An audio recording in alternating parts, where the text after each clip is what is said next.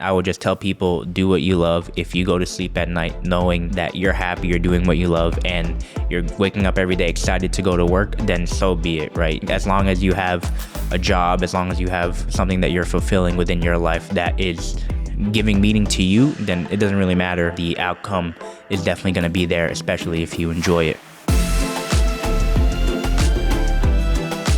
So Reggie, thanks for joining the podcast. Dylan, thank you for having me. So I'm thinking back, we met on a job about a year ago, filming a wedding, and it was your first wedding, right? That was my first ever wedding, yeah. Talk about that. Were you nervous or excited to help or intrigued or? I remember I was just the production assistant in that, and actually just an extra set of hands. So I knew the pressure wasn't really on me to do anything. It was just, hey, do whatever you're told. Be an extra hand for whatever you have to be. So the pressure wasn't really there. I think in the future, when I finally became a second shooter for weddings, that's when the pressure was there. But for like that day alone, I think the pressure was maybe like, hey, it's someone's wedding. It's someone's most important day of their life. You don't want to mess anything up. But like the job itself, I knew if I just stick to what I know what I can do, plus just do whatever you're told, I'll be okay. So it was a perfect stepping stone, I guess, into how many weddings have you done since then? I would say I'm in the 20s. So about 15 to 20s. Definitely double digits, late teens for sure. And those are all as a second shooter or any? Yeah, production assistant, second shooter, and it's all for various companies, different varies of, companies that have wedding. And I'm blessed to say that it's all I actually know, that the high standard within these companies. So they all do great jobs. And whether it's, Andre's company, Jesse O Visuals, NLE, Armando View, all these companies that I've gotten a chance to work with, they're all super high standard companies that have taught me how a wedding should be shot. Awesome.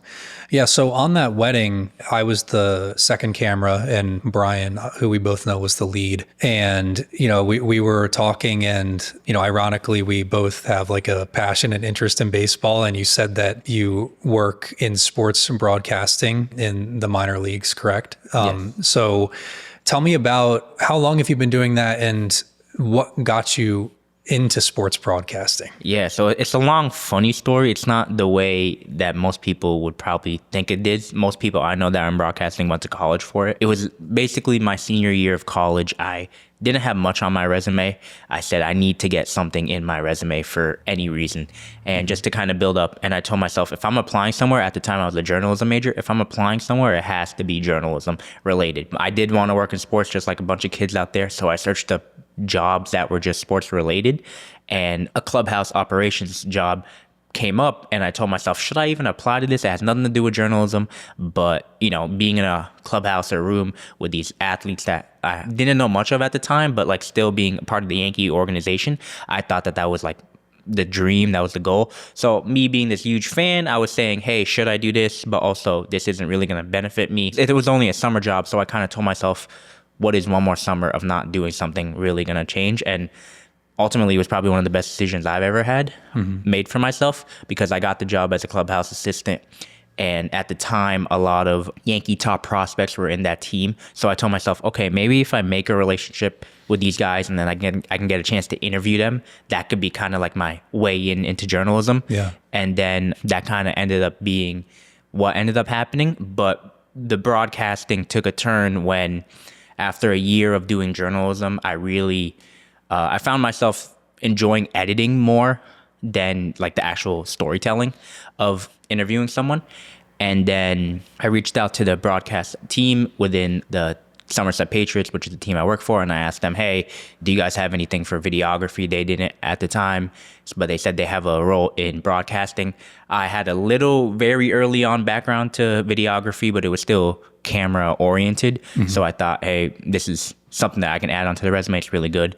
And so I started off basically as a clubhouse assistant guy, basically equipment management. That's basically what the job is. I was the bat boy for the team for 2 years. And then that has led me to the broadcast director position that I am in now, which is why I always tell everyone foot in the door is probably the most important thing you could possibly do.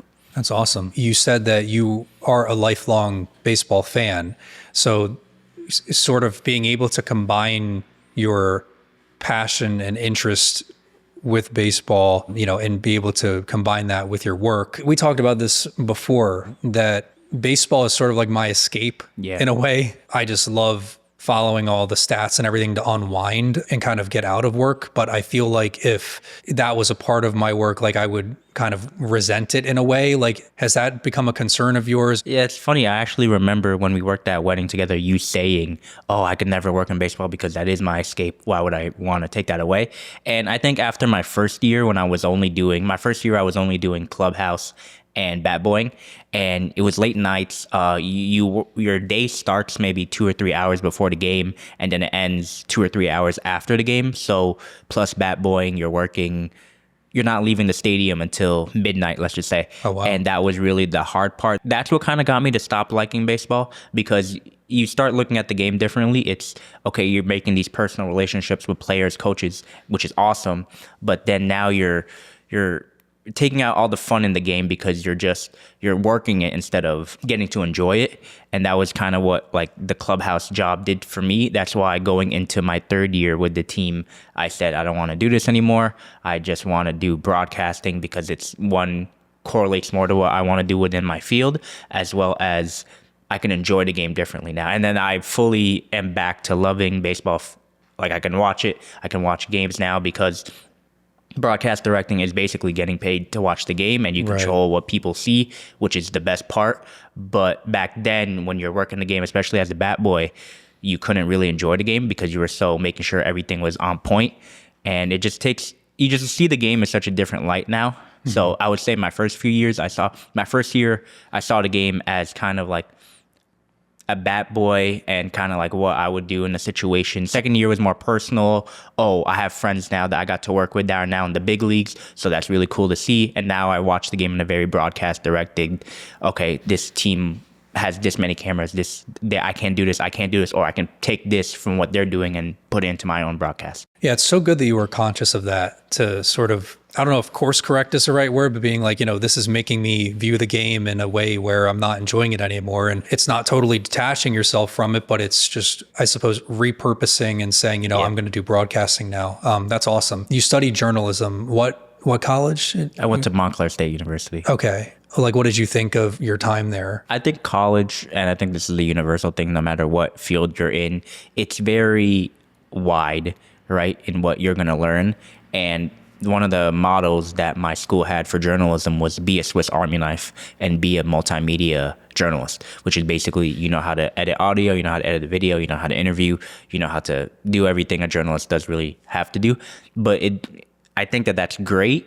But then when you get out in the real world, you figure out that you kind of have to niche in something. Mm-hmm. And I think that that's what college as a whole is, where you learn a wide range of things. And it's probably the same with, like, let's say doctor, like you learn how the whole body works. But then when you become a doctor, you have to niche in a certain aspect. So I think that that's kind of my experience with college. Obviously, you do work with Evolved Frame, which is like pre-recorded content. And then you have experience in broadcasting, which is live. Can you talk about what the biggest differences between those two are? Because I'm sure, some people might think that they're the same thing. Like, oh, just broadcasting, video, photo, just people combine all of these into just one skill, but they're just totally different. So what are the biggest differences from your perspective? Yeah, for sure. I definitely have noticed that. I would say something I've noticed is that broadcasting is kind of like the third step or third component within the camera world, I would say, right? When people go from photo to video or video to photo,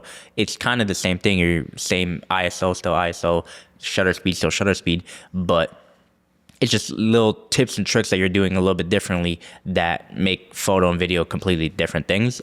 It's the same thing with broadcasting. You still have to make sure your camera settings are dialed in. You don't have to worry so much about like things like composition or lighting, because in my experience, you're only using stadium lightings, right? I have a funny story. My first ever game that I worked in broadcasting, I was the third base camera, and just the laws of baseball broadcasting is if the hitter is a righty, then first base gets the angle. And then if the hitter's a lefty, then third base gets the angle, so that you can always you always have the hitter's front body part. Mm-hmm. So a little strip there. And whoever doesn't have the hitter has to shoot the pitcher. So if there's a righty hitter, I'm getting, as a third base camera operator, I'm getting the pitcher. First base is getting the hitter. And I'll never forget my first ever game broadcasting. I was in the third base camera, and I put the pitcher on the left side of the screen, and then the hitter on the right side of the screen, to kind of have like a composition kind of battle in my head. That I came in with such a videography mindset, and I was trying to do a thing where, kind of like when you have different angles, it tells different stories in videography. But in broadcasting, it's really just get the shot. So I remember the director was like, "What are you doing?" The director was like, "Why is this guy all the way to the left? Just center him up or zoom in even more. Don't have this guy all the way to the right." It was just kind of my way of trying to be a videographer, even though it was a completely different field. So it's things like that that really make the biggest difference between video, photo, broadcasting. It's the mindset and the things that you have to do is really what the biggest difference is, because at the end of the day, you are still working with cameras, but the biggest difference is just those little its and bits that like people don't really realize, right? So that's what I would say the biggest differences between video and photo and broadcasting, all those three. I love that. And I think that people take broadcasting for granted, just everybody can relate to watching live sports. And just, I try to take a second to appreciate that every time I'm watching a game, where just the instant replay and the slow motion and all the camera angles and the cable cam we were talking about before, it's all just all the moving parts and all the people involved. I don't think people take time to appreciate that enough. So yeah, I have a lot of respect for it. You've obviously had a lot of variety in the work you've been doing with its broadcast or weddings, or I guess, would you consider it like personal brand, social content with the Evolve Frame stuff, or what would you classify it as? It's more of a marketing agency. And then as right now, we are a small agency where I want to call it actually a marketing agency. It's a health and wellness media agency that's promoting health and wellness. It's a media agency that is promoting health and wellness. Evolve Frame right now kind of has to be marketed by me and Brian, because we are, we have for the small team that we are, then we're always looking to grow. But right now it kind of blends in as a personal brand. Mm-hmm. But for the most part, we're trying to, escape from that as we grow, as we scale, and make sure that there isn't like a face to Evolve Frame. We want to make sure that one day, no matter who we send, the job is getting fulfilled, regardless if it's me, Brian, or any guy in the world. Awesome. So is that you're only focused on the media production, or do you do ads and funnels and consultation around how to distribute all of it? Or is it like multifaceted, or really just the video component? Yeah, it's just media in general, right? Mm-hmm. Media as a whole, whether that's Brian being the creative director, and he'll kind of guide clients on where they feel the next step should be. We'll take the data of all the content we've created in the past, go from there and say what's working, what's not working, what can we double down on. I do more of the management of the internal video editors, mm-hmm. making sure that things are on track, making sure that things are good. So I'm the creative coordinator, making sure that, hey, whatever the image that the client wants is what the editor is ultimately fulfilling. Mm-hmm. So overall, Evolve Frame strives to do anything media related, mm-hmm. but different parts and roles and different operations that are being handled. Awesome. How many external editors do you guys work with? Is it just project by project, or? We currently have 4 other team members that are worldwide. So really? a few across the around the States here, and then a few worldwide in different countries. Awesome. And what has that been like, learning to manage them? Because that's one thing that, if you don't have experience with it, can be a little daunting. If you just have a lot of experience editing, but being able to manage people in a respectful way so that they're most productive can sort of be its own skill in and of itself. So what has that been like? I would say my biggest challenge within 2024 has been the fact that my jobs that I do kind of rely so much on other people's success. It goes with the same as my broadcast job. I'm only clicking the buttons that are people seeing, right? I don't control the cameras. So if I'm live on a camera and someone doesn't realize that they're not live and they flip the camera, well, now the whole viewership that we just had just saw a camera pan movement that, it's not, you can't edit that out. It's broadcast live. Same thing within Evolve Frame. The editor's success dilates my success. How they perform helps is how I perform basically, and I'm just here to manage them. So that would be my biggest struggle, trying to manage them, especially also, as I said, they're worldwide. So the first thing I do every morning is check my phone, and then if there's an issue in the editor, it's them messaging me, hey, I can't do this X because of XYZ, and that's how I'm already starting off my day. So that was a big struggle for me, but I think I would consider myself a people person. I would consider myself someone who's very understanding of other people. I strive on making sure I don't give people a hard time. Yeah. So I just make sure, hey, what can we do to avoid this moving forward or anything like that, and making sure that the job still gets done.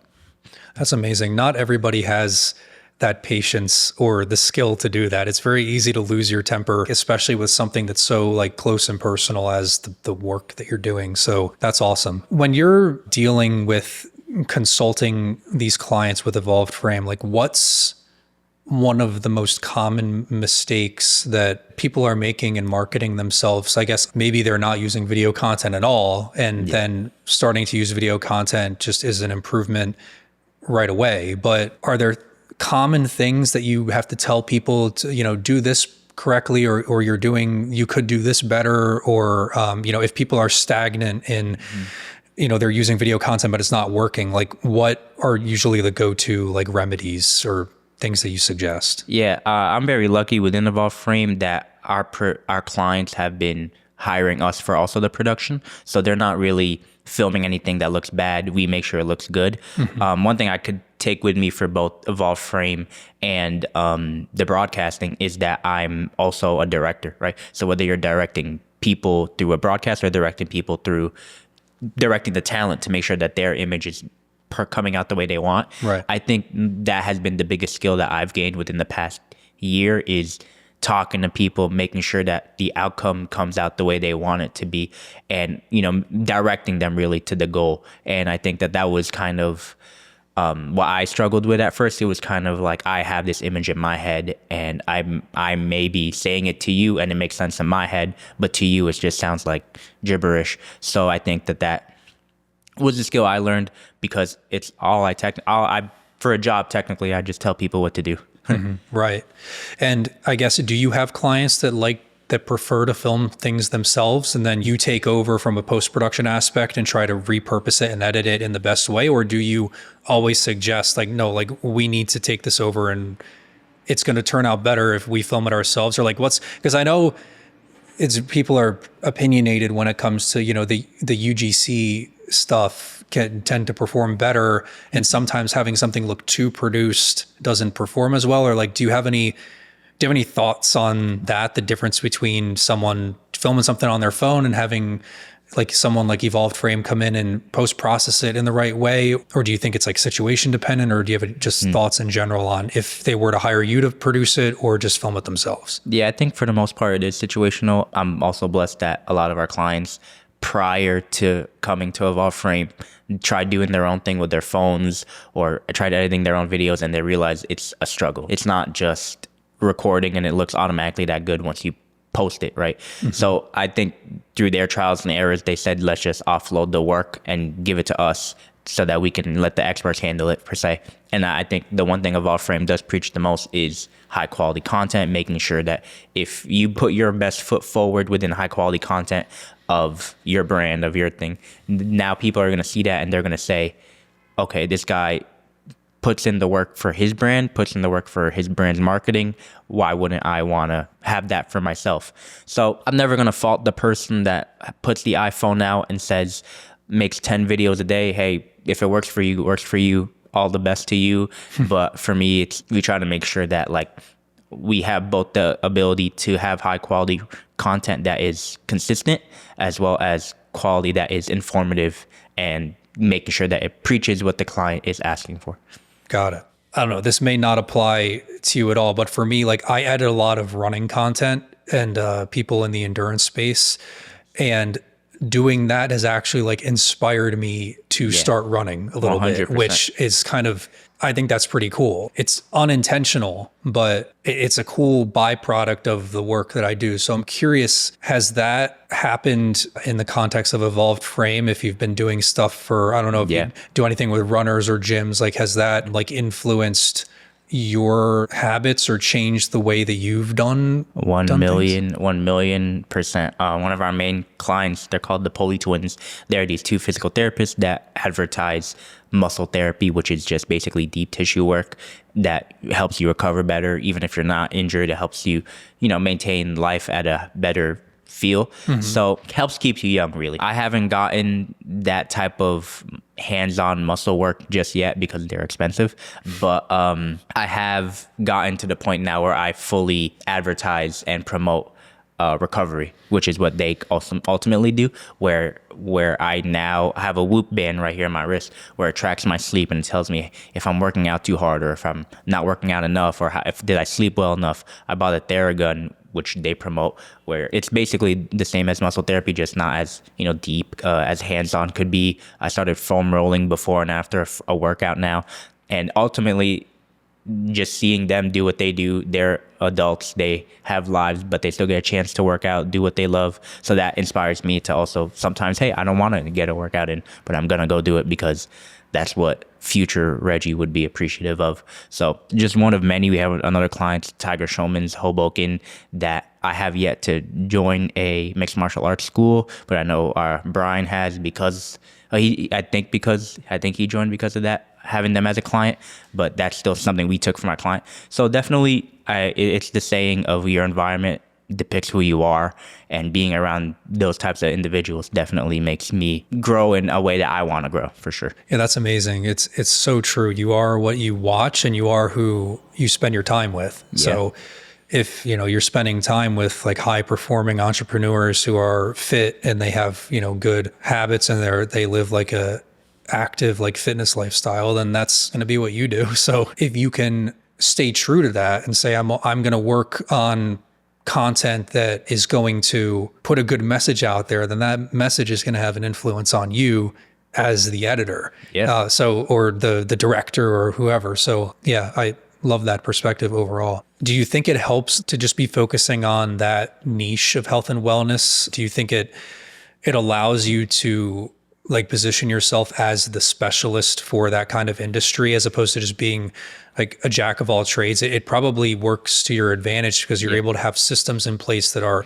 specifically designed for health and wellness professionals. Like obviously that's intentional, but could you talk about like the advantages of that? Yeah, 100%. I think that's kind of what this past year has been for Evolve Frame, is systemizing everything so that no matter if it's me who goes out to shoot or me who goes out to edit, or it could be someone else, they know what the job has to be done and it has to be a certain way, shot a certain way, looked a certain way.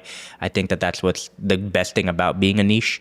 And the coolest thing is, if you chip your tooth, you're not going to go to, the foot doctor. You're going to go to the dentist. And I think that's kind of the same thing that we want people to know about us, is that we are the health and wellness experts. We are the people that if you want your media to look a certain way and you're a health and wellness company, I think we're the company and brand to go to. That's a really great analogy with the chipped tooth, because I think often when people go to a service and they know that that person is a specialist, it reframes the way that, you think about things and the rates that you can charge to, just because you specialize in that. So that's very well said. Do you prefer being in that creative direction role, or do you like the hands-on, like being in the editing timeline or being on set or directing, or if it's logistics, like in broadcasting, like do you have a favorite role out of all the ones that you've played, or are you still trying to narrow down like which one you prefer? One thing I know for sure is that I just love being on set, whether it's production or whether it's a broadcast set or a videography, cinematography set. Being on set has been the most fun for me, being around all the equipment, being around all the people. First and foremost, the people I've gotten a chance to work with have been awesome. So that's what makes production really as fun, because you get to really hang out, right? Like in broadcasting, you're on headset and you're kind of directing other people how to, what to film, but you also get to talk to them, right? And in between takes of anything that we do for Evolve Frame or any type of production, you get to talk and hang out with people, and you kind of want to make sure that, like, one, it is a job and you have to make sure that like the job gets done, but also, hey, like how many jobs are there where you're on headset with your friends the entire time and you can talk about something outside of work, but making sure that the job still gets done. So I think making sure that job gets done is the most fun thing that I've gotten a chance to do within the production, because that's what I've gotten experience. I would say, honestly, my long-term goal is to kind of be the same way that I am now, but just the next level of everything that I'm doing. So that means, hey, if I want to work on a Yankee broadcast when they work for the Yes Network, which a few of the games that I got to broadcast actually got played within the Yes Network, because the Yes Network picked up some minor league games that they played. So that was really cool. On average, viewership for our MILB TV games were anywhere from 700 to 1,000, but I think that one kind of like a few thousand, 3,000 or so. So that was really cool to have that viewership on us. And then same thing with Evolve Frame. I just want to take that next level of what we're doing now, but just more clients, more everything, more team members, more things flowing, really. That's awesome. Yeah. One of the things that got me interested in video was just being involved with seeing something from start to finish, like even with a podcast like this, like I had to obviously organize the shoot and rent the location and draft out all the questions and have a plan. And then we're doing the production right now in person. And then there's all the post-processing and the editing, and you can get really creative with that. And then finally it's a finished product and it's posted. And it's like you said, at a certain point, you can just specialize in one of those. And I guess it's a process in figuring out which ones you want to do. You said, your aspiration is to do the major league broadcast on the Yes Network. Yeah. What is the typical path for the current people that work on the Yes Network? Like, did they start in the minor leagues and gradually climb the ladder? Or I guess some people didn't, maybe they had connections, or what's the typical path to get there? Do you know? Or I'm not 100% sure because I haven't done it yet, or I haven't been around people. I have gotten a chance to meet a bunch of the Yes Network individuals who come to the minor league stadiums, and they give me insights on things I can improve on, stuff like that. And they've been super helpful. I've noticed the trend usually is the stadium. So like if MetLife would have their own camera crew, and then whatever event MetLife is filming, their camera crew would film that. So that's kind of like what I've noticed on how people rank their way up or just get cool events, because no matter what event MetLife is doing, one day they'll have a Giants game, the next day they'll have, a soccer game, they'll do that. I'd say the biggest way that I've noticed for people to really get to that next level is kind of like early on in video, where you just kind of have to be a Swiss Army knife and kind of have a little bit of everything within your bag, so that when you move up to that next level, they'll ask you what your skill sets are. And if you have a wide range, then they'll probably pick, or you'll probably have to pick a specific thing to niche on and to grow from there, right? Like replay operators, I've worked with people who are the best broadcast directors or great camera operators, but then their next step is to be a replay operator. And it might not be per se what their favorite thing to do is, but it's what's going to get them to the next level, because that's what the next level really needs. So I would say it's kind of just like when you're going through the minors in baseball. I know you're a baseball fan. It's you might be the best prospect, but if you're an outfielder and Aaron Judge is also the outfielder, you're probably going to wait a while until you get into the big leagues, over if your team needs a first baseman and you're a first base prospect. Yeah, it's a very team situation dependent. Yeah, regardless, yeah. Yeah. So there is sort of, I don't know, some peer pressure overall around like creative careers. There's like a stigma against it. Whether you're a full-time freelancer or you're doing a 9-to-5, there's the whole like starving artist mentality, which obviously like I disagree with. And I want to try to encourage people to, like, if they're passionate about something creatively, to pursue that. Have you like experienced people being like in conversation and you say like, oh, like I do video, like they don't know what that is, or they like look down upon it, or so if you have experienced that, like what are ways that you've justified it or worked through it, or what advice would you have to people who are also experiencing that? Yeah, 100%. I have 100% experienced that. I've gotten to the point where I just tell people I do broadcast, and they're like, oh, that's pretty cool, because broadcasting sounds cooler than I think videography, because I think broadcasting has a little bit more depth to it, and it sounds like a little bit more of a package than just videography. Yeah. Right? I don't think there's such thing as a freelance broadcaster, but there's a freelance videographer. And if you're a freelancer, there's a lot of scarcity to that. But I've gotten to the point now where I'll just tell people I do broadcast just because I don't want to have the conversation. And I'm very confident within my like videography skills and the business that I'm building, that I'm helping build, that one day it will take off, and I'll let the success speak for itself. But I'm also the type of person to not really want to worry about what other people think of myself. I consider myself a successful person for a 24-year-old. Yeah. Especially, there are 24-year-olds that I look at and I think I could be, more like them. So I don't want to humble myself a bit. But I think compared to the average, I like to put my chin up high. So, I think the job thing is one of those things that like, you just got to remember, for me, myself, I'm still young. So I did tell myself like, hey, what would 40-year-old Reggie like feel, right? 40-year-old Reggie can get a job at any point because he would still have the skills to get whatever job he wants to have. But if I don't chase what I can do now while I'm in the phase where I could chase something, then if I don't end up doing that, I probably have a hard time sleeping at night. So I would just tell people that are, getting put down because they're videographers and it isn't as secure as other jobs. I would just tell them, good for you. You're chasing something you want to do. Most people don't get to do that. Most people don't like their day-to-day jobs. They're doing it just to pay the bills. So if you're finding something that you genuinely enjoy and eventually will help you pay the bills, hey, you're winning in life.